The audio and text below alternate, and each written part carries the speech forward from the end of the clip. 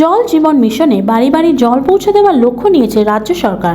এমতো অবস্থায় জল অপচয় বন্ধ করতে পূর্বস্থলী ১ নম্বর ব্লকের জাহাননগর পঞ্চায়েতের অন্তর্গত বেশ কয়েকটি বাড়িতে অবৈধভাবে জল ট্যাঙ্কিতে জল তোলার জন্য অভিযান চালানো হয় প্রশাসনের তরফে। উপস্থিত ছিলেন বিডিও সঞ্জয় সেনাপতি, পূর্বস্থলী থানার পুলিশের আইসি বিশ্ববন্ধু চট্টরাজ এবং জল দপ্তরের কর্মীরা।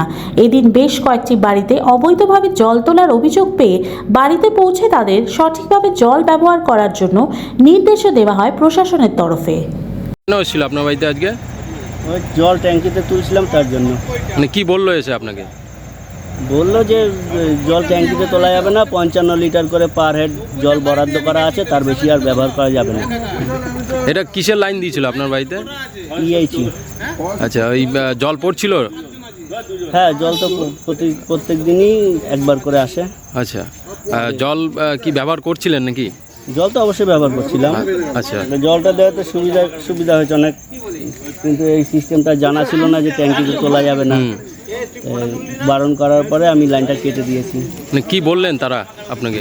তারা বললেন যে এরকম খোলা ব্যবহার করতে, কোনো ট্যাঙ্কি ব্যাঙ্কি ভরতে না, মোটামুটি ৫৫ লিটার করে পার হেড যেরকম হয় সেরকম ব্যবহার করতে। আচ্ছা, কী নাম আপনার? মৃত্যুঞ্জয় দেবনাথ।